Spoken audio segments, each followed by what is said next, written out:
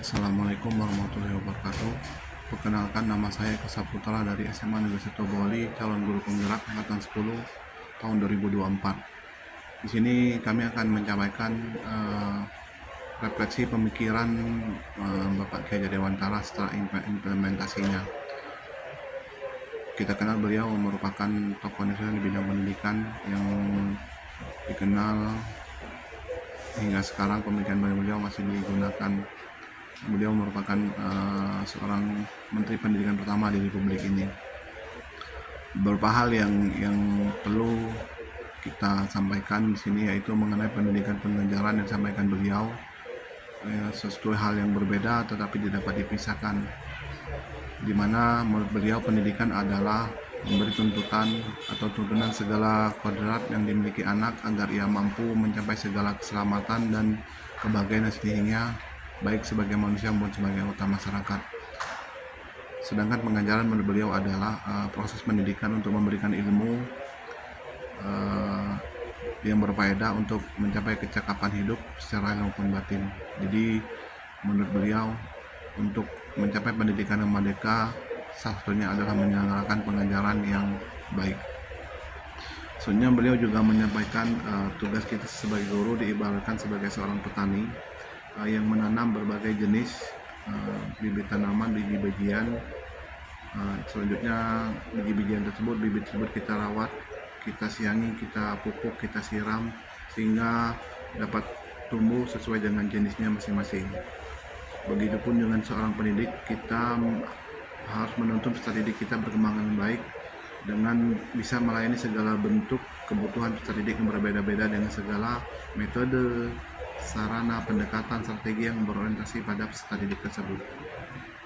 Selanjutnya, pemikiran beliau tentang kodrat alam dan kodrat zaman yang dimiliki seorang anak, di mana kodrat alam merupakan sifat atau bentuk lingkungan yang dimana anak itu berada, sedangkan kodrat zaman merupakan waktu di mana anak itu berada.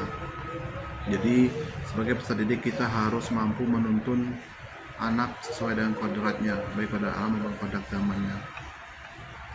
Selanjutnya beliau juga menekankan tentang penanaman budi pekerti yang merupakan keseimbangan hidup antara cipta, rasa, dan karsa. Jadi beliau juga menekankan keluarga sangat penting untuk penentu dan paling utama dalam membentuk budi pekerti anak. Selanjutnya sebagai seorang pendidik kita juga harus mengimplementasikan pembelajaran dengan menjunjung tinggi nilai-nilai budi pekerti seperti semboyan Tuturi Handayani, Ing Mandio Mangunkorso, dan Ing Ngarso Sumtolodo. Jadi menurut saya pemikiran Kiai Haji Dewantara masih sangat relevan sekali untuk dilaksanakan di dunia pendidikan hingga saat ini. Sebagai pendidik saya merasa tergugah untuk mengimplementasikan nilai-nilai tersebut, pemikiran tersebut dalam kehidupan saya sehari-hari, khususnya tugas saya sebagai seorang guru. Selama ini saya berfokus hanya kepada aspek kognitif atau psikomotorik saja, di mana peserta didik dianggap berhasil apabila mereka sudah melewati KKM atau kerja keputusan maksimal.